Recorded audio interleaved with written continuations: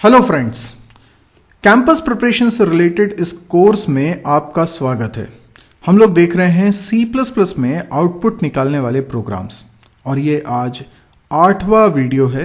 इसके पहले हमने 7 प्रोग्राम्स देख लिए थे, तो आइए देखते हैं आज के प्रोग्राम में क्या खास है।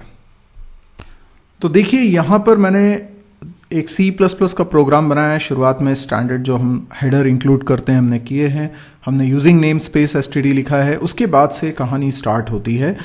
आप देख रहे हैं 2 फंक्शंस मैंने यहाँ पे डिक्लेयर किए हैं f1 नाम के। दोनों के डिक्लेरेशंस अच्छी तरीके से देख लीजिए। फिर मेन फंक्शन की कोडिंग देखिए, जहाँ पर मैंने 2 बार f1 फंक्शन को कॉल किया हुआ है। एक बार उसमें वैल्यू 4 पास की, एक बार वैल्यू 3.4f पास करिए। इसके बाद मैंने दोनों फंक्शंस को नीचे डिफाइन किया हुआ है। आप पूरी कोडिंग को इत्मीनान से देखिए, स्क्रीन को पॉज कर लीजिए और देखिए इसका आउटपुट क्या आना चाहिए, और फिर तभी रिज्यूम करिएगा इस वीडियो को जब आपको लगे कि आपने इसका आउटपुट गेस कर लिया है। तो दोस्तों, मुझे ऐसा लगता है कि आप लोगों ने इनफ ट्राई कर लिया होगा। अब मैं आपको इसका सोल्यूशन बताने जा रहा हूँ। सबसे पहली बात तो ये कि कई लोगों को ये कन्फ्यूजन रहता है कि लाइन नंबर 9 को देखिए, जहाँ पे मैंने लिखा है 3.4f। तो कई लोगों को ये लगता है कि ये f क्यों लगाया हुआ है। तो जो लोग बिगिनर्स हैं उन लोगों को शायद ये जानकारी ना हो कि अगर आप f नहीं लगाएंगे, आप सिर्फ लिखेंगे 3.4, तो बाय डिफ़ॉल्ट ये डेटा डबल टाइप का माना जाएगा। इसका मतलब 8 बाइट्स का। और हमने क्योंकि वेरिएबल फ्लोट टाइप का बनाया है फंक्शन के डिक्लेरेशन में भी और फंक्शन की डेफिनेशन में भी। लाइन नंबर 17 में देखिए 17, जहाँ पे मैंने फ्लोट टाइप का एक वेरिएबल बनाया है b।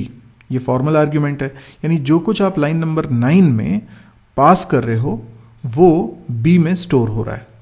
तो आप अगर 3.4 लिखोगे तो वो डबल टाइप की वैल्यू होगी, जबकि वेरिएबल हमने फ्लोट टाइप का बनाया। तो हम चाहते हैं कि जो वैल्यू हम पास करें वो भी फ्लोट टाइप की हो। इसीलिए कंपाइलर को ये मेंशन करने के लिए कि 3.4 डबल टाइप का नहीं है, फ्लोट टाइप का है, हम यूज़ करते हैं सफिक्स f। तो आप यहाँ स्मॉल f जब लास्ट में लगा देते हैं 3.4 के, तो ये 3.4 अब डबल नहीं फ्लोट टाइप की वैल्यू मानी जाती है। ठीक है, ये तो हो गई एक जानकारी। अब हम समझते हैं कि यहाँ पर जब दोनों फंक्शंस कॉल हो रहे हैं तो कब कौन सा वाला वर्जन चलेगा या कोई एरर आएगी। तो पहली बात तो ये कि यहाँ पर 2 फंक्शंस हमने बनाए हुए हैं जिनके नाम सेम रखे हैं f1, और इनके सिग्नेचर भी डिफरेंट है। हमने लास्ट लेक्चर में समझ लिया था सिग्नेचर क्या होता है। सिग्नेचर का मतलब होता है फंक्शन का नाम और आर्ग्यूमेंट्स। इन 2 जानकारियों में अगर अंतर है तो सिग्नेचर्स डिफरेंट है। लाइन नंबर 4 और 5 को ध्यान से देखिए। रिटर्न टाइप से हमें कोई मतलब नहीं है। जैसे लाइन नंबर 4 में रिटर्न टाइप इंट है और लाइन नंबर 5 में रिटर्न टाइप वॉइड है। तो दोनों फंक्शंस के रिटर्न टाइप क्या है हमें इससे मतलब नहीं है जब हम फंक्शन की बाइंडिंग कर रहे हैं। तो हम देखते हैं सिर्फ फंक्शन का सिग्नेचर, और फंक्शन के सिग्नेचर में दोनों फंक्शंस के नाम सेम है पर आर्ग्यूमेंट्स में अंतर है। एक में इंट टाइप की एक वैल्यू ली जा रही है जबकि दूसरे में फ्लोट टाइप की एक वैल्यू ली जा रही है, और यही वजह है कि दोनों के सिग्नेचर हम बोल रहे हैं डिफरेंट है। अब जब लाइन नंबर 8 में फंक्शन को कॉल करते वक्त हम इंट टाइप की एक वैल्यू पास करते हैं, दैट इज 4, तो इस समय कंपाइलर बाइंडिंग करता है और ढूंढता है पहले तो f1 नाम के फंक्शंस को। उसे 2 f1 नाम के फंक्शन मिलते हैं। अब हमें मालूम है फंक्शन ओवरलोडिंग को रिजॉल्व करने के 3 रूल्स हैं। पहला रूल है एग्जैक्ट मैच, दूसरा रूल है टाइप प्रमोशन, तीसरा रूल है टाइप कन्वर्जन। अगर पहले रूल से काम बन जाता है तो दूसरा और तीसरा रूल हम नहीं देखेंगे। तो पहला रूल ये था कि एग्जैक्ट मैच होता है क्या। तो आप देखिए लाइन नंबर 8 में यहाँ पे फंक्शन कॉल हो रहा है, वहाँ पे एक्चुअल आर्ग्यूमेंट इंट टाइप का है। आपने 4 लिखा है, बाय डिफॉल्ट वो इंट टाइप का होता है। तो इंट टाइप की वैल्यू आप पास कर रहे हैं। तो एक्चुअल आर्ग्यूमेंट का टाइप और फॉर्मल आर्ग्यूमेंट का टाइप अगर सेम है तो ये एग्जैक्ट मैच कहलाता है।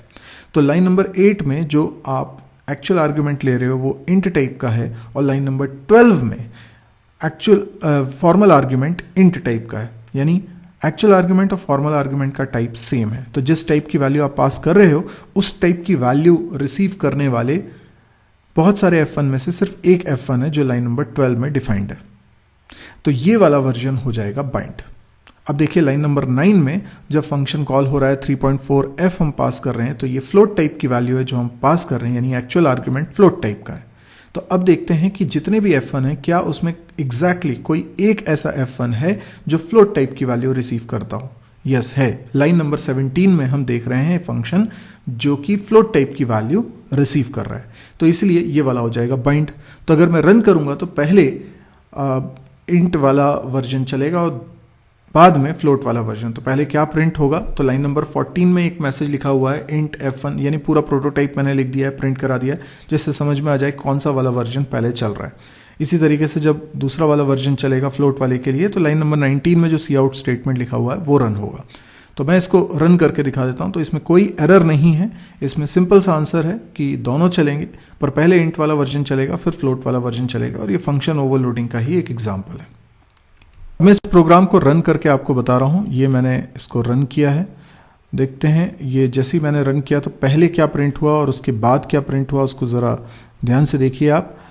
यहाँ पर आप देख सकते हैं कि पहले मैंने जैसे बोला था कि इंट टाइप की वैल्यू वाला वर्जन पहले प्रिंट होगा, तो आप देख सकते हैं इंट f1 इंट, और उसके बाद फिर वॉइड वाला फ्लोट वाला वर्जन प्रिंट होगा। तो देखिए उसके बाद ये प्रिंट हुआ है, तो ये प्रूफ है कि जो हमने कॉन्सेप्ट बनाया वो बिल्कुल सही है।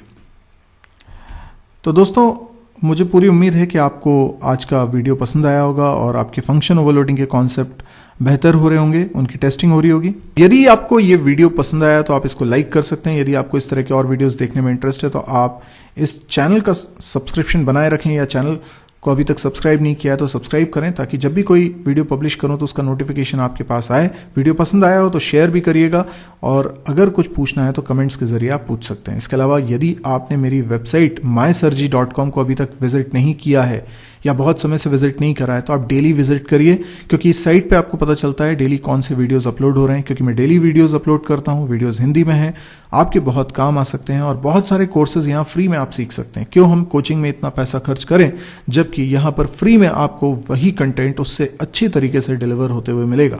आपको सी लैंग्वेज, C++, जावा, PHP, MySQL, data structure, Android, बहुत सारे कोर्सेज यहाँ पर मिलते हैं। आप उनको देखिए। आप कैंपस प्रिपरेशन से रिलेटेड भी बहुत सारा कंटेंट देख सकते हैं, प्रोजेक्ट्स डाउनलोड कर सकते हैं, नोट्स डाउनलोड कर सकते हैं। लाइव सेशंस जो मैं लेता हूं उसकी जानकारी भी आपको इसी वेबसाइट पे मिलती है, तो आप डेली इसको विजिट करें। तो यदि आपको सब कुछ बहुत अच्छा लगा हो तो प्लीज़ इस वेबसाइट को शेयर भी करिए, ताकि ज़्यादा से ज़्यादा लोगों को इसके बारे में पता चले। Thank you.